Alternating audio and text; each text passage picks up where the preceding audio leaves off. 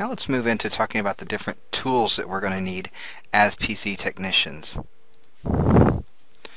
That's, there are all kinds of tools you'll need to come across that at some point you're probably going to need. Sometimes when you start a new job they don't provide these, so you may have to find them and get them yourself. Go to different websites and you can Google, or you can go to those sites and look up like PC repair toolkits, just different search criteria. But some tools you'll need, some you may never come across, and then there are others that you may never have even thought of that you would need. So some of those essential tools that you might need, we've already talked about, such as ground bracelets, a ground mat, perhaps some anti-static gloves, flathead and Phillips type screwdrivers, maybe a torque set to disassemble or reassemble some parts inside the computer. Some insulated tweezers are great for getting those little things out of the way that you might need, or if you drop something, or even a chip extractor. Software is also an essential tool. I have a whole old CD case or DVD case that I keep essential DVDs and CDs for installing different software that I may not have access to the internet where I'm at someplace, or if I'm doing an installation of the operating system, I need the disk. And if I don't have a flash drive that has it on it, I have the disk, or perhaps I keep some flash drives to be able to boot from those as well. So there's all kinds that you can use, and you can either use an actual toolbox, or you may have a roller cart that your tools are in with like a little tool drawer in it, or perhaps you even have one of the softbound kits, which I carry with me at all times, just a zippered storage case. I'll show you an example of that here. You can see we have lots of the tools that we have either talked about, or you may find out that you need. There's a flashlight. There's, I think this is great. There's a spare parts container down here in the bottom corner. So while you're working on a computer, you can keep those parts separated so that you don't knock them off onto a floor and possibly lose them. We have, wire strippers and wire cutters, needle nose pliers, Allen wrenches in case you need those. We got a light brush here so that you can, if you're working on something and there's a lot of dust, you can brush that dust away. I mentioned the flashlight. I know it may sound silly, but getting a little clip light might help as well, because sometimes you need both your hands, and having a little clip light on you can allow you to see and use your hands at the same time. What's great about this kit here is that it has a reversible ratchet here, so when you have your torque bits and your different bits from your bit kit here, when you're using those, you can just, instead of taking the ratchet off there, the driver off there, you can just keep ratcheting to be able to tighten it down as you need. Cable ties here. If you're working inside a computer and some of the cables have gotten in the way, or maybe they're too close to the fan, you can tie those back and keep them safe and secure. This kit is definitely worth having, or a kit type like this is definitely worth having in your possession. You can find these kits are going to range in prices, but a good kit is going to cost you anywhere from $40 to $60, and which isn't bad when you consider how often you're going to use that. And one last note here, do you see that this kit has the anti-static wrist strap and clip, so you can ground yourself to prevent that ESD. Here's some other PC tools. This is straight out of your book. I mean, you have the compressed air can there. That is essential. You always are going to go through those, and if you can make sure that you keep one of those on hand as well. If you're working for a company, make sure that you have those not only in stock, but if you can inform your users of using those to keep dust away from their PCs, that can extend the life of those as well. We also have, as you can see, this little grabber down here. That is great for when you have dropped a screw inside there. You can push that plunger in, the claw will come out the end, and you can use it to grab a hold of those small screws to pick them up. We also have a multimeter here. Just wanted to introduce that because the multimeter is helpful to help you check cables and power supplies, and there's different ones for different uses, but a multimeter, learning how to use that to make sure you're checking the electricity and make sure that maybe your power supply is getting enough electricity. Maybe see if there's a short and you're not getting electricity to one of your components. can make for a lot of use. A network tester as well is a great tool so that you can check for your cabling to make sure there's no breaks in that, make sure that the wires weren't connected wrong in like an RJ45 Cat6E cable, Cat6 cable, or Cat5e cable. All kinds of tools that you're going to accumulate as you work on things. You see they have an example of here, they have some little white cups to allow to put parts in as well. Here's an example of the anti-static gloves I mentioned before. So you can see that you can amass a collection of tools, but at some point you are going to use them. Now this next item isn't really essential, but you may come across one and might just want to pick it up and try it out. But this is the post-diagnostic tool. We also call this just the postcard, or sometimes you may hear it referred to as the motherboard test card. And this just helps you discover and report computer errors and conflicts that occur when you first turn on your computer and before the operating system kicks on. And that's what's known as the post-test. Now besides the motherboard, some adapter cards, such as your high-end video cards, can also have a BIOS, or basic input-output system program, that's embedded on that card. Sometimes we'll just call this firmware. Now, one quick test that you can do to know if maybe there's a problem with your BIOS during startup is perhaps the CMOS battery has gone bad. It kind of looks like a coin, a flat coin, and you'll see this in later chapters. But this test will help to know if you notice a computer that the date on the computer is really off, like it's a really old date, or the time's off really bad.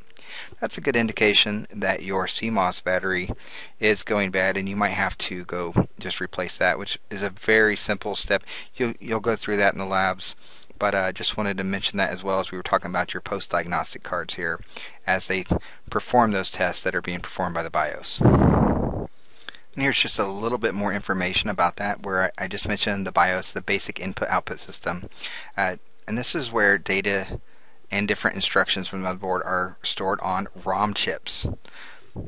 Now this is read-only memory. Now there are three purposes which are served by the motherboard ROM BIOS. The system BIOS, which manages just your very simple device. The startup BIOSes start the actual computer up. Your BIOS setup changes your motherboard settings. And like I said, we'll get into more of this later on. I just mentioned earlier about the CMOS RAM. And as you can see, it talks about includes the date, the time, port configurations. So if your CMOS battery goes bad, you'll see these. And then flash ROM are just ROM chips that can be overwritten.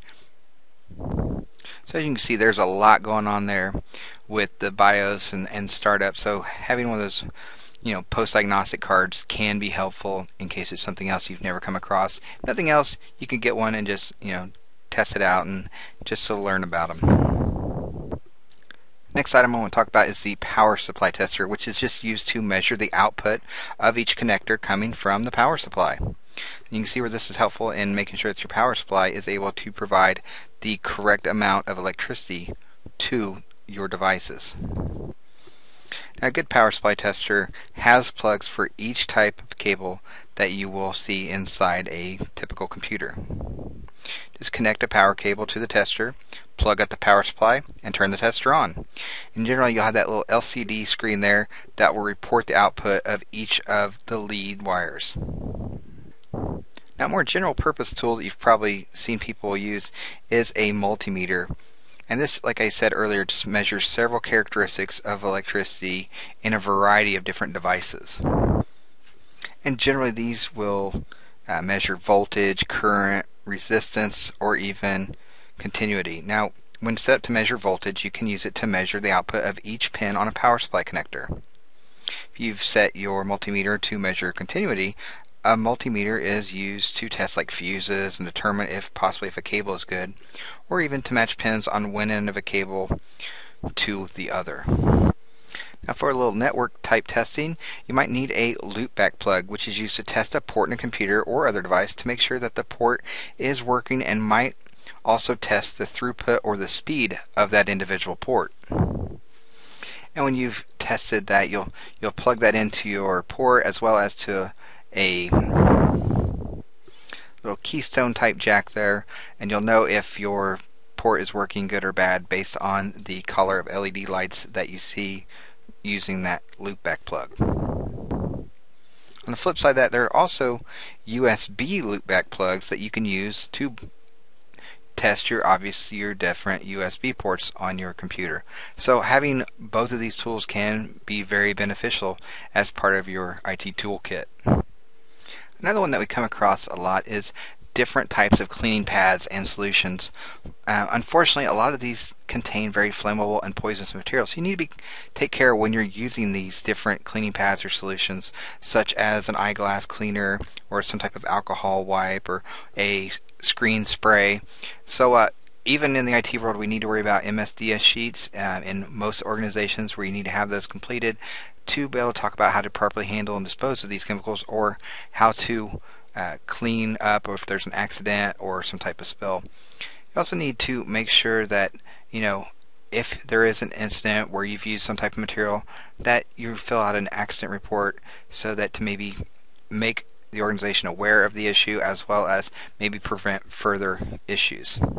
Now, some of those materials here you can see we might use monitor wipes.